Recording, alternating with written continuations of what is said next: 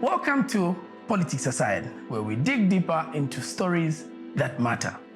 Recently, headlines were ablaze with claims that ZESCO erroneously transferred $80 million to China. Social media was flooded with opinions, and opposition politicians seized the moment to make their case. But was this story factually accurate? Did the media miss an opportunity to inform rather than inflame? And what does that say about our collective responsibility in handling critical information? Let us set the record straight. Here is what really happened. Before President Hakainde Hichilema's UPND formed government, Zambia secured a $320 million loan from Exim Bank of China.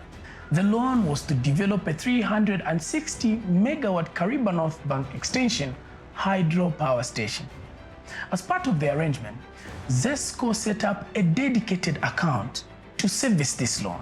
In December of 2022, ZESCO's board approved the transfer of $82 million from this account as principal prepayment to Exim Bank of China. This move helped close out outstanding obligations, saving Zambia significant costs in future interest payments.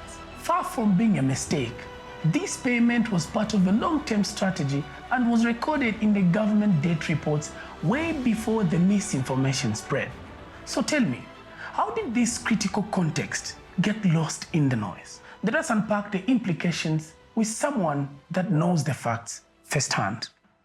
Let me put the whole matter in perspective. Yeah. When Kariba North Bank extension was being constructed, ZESCO borrowed money from Exim Bank China. Oh, yeah. Very clear.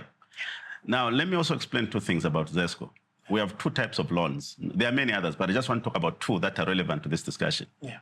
There are loans where the government borrows money from various lenders, and part of the money gets allocated to ZESCO. The principal borrower is the government. We call it a lent-on loan. Oh, yeah. That loan sits in the books of government. Oh, yeah. And ZESCO cannot service the loan to the lender, must service the government. Very important point that we need to know. Number two, we have commercial loans that ZESCO goes to a borrower directly. This particular loan to Exim Bank China was the latter. The one where ZESCO entered into a commercial loan with that bank. As ZESCO. As ZESCO. Yeah. For the purpose of Kariba North Bank extension.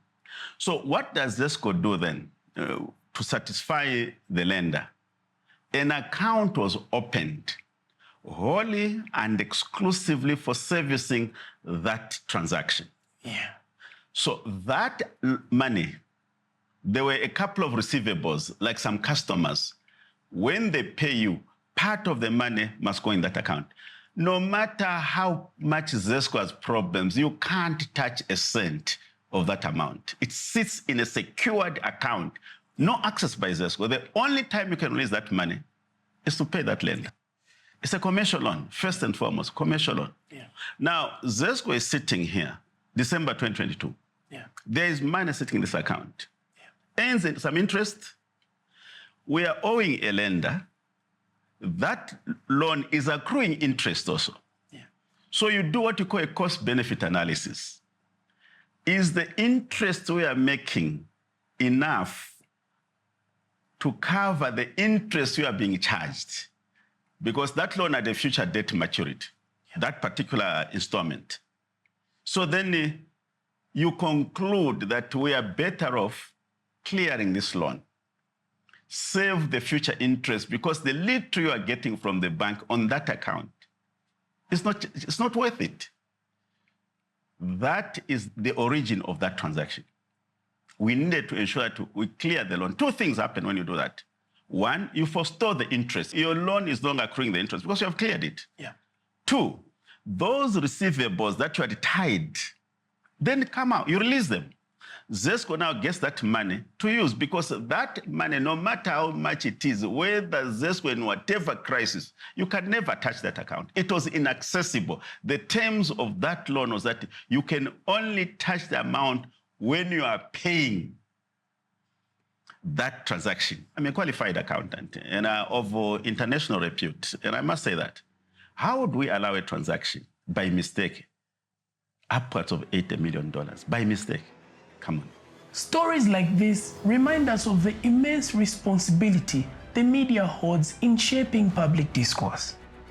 Reporting on issues like the ZESCO payment require fact-checking, thorough investigation, and a commitment to accuracy, not sensationalism. To the media, I urge you to double down on verifying your sources.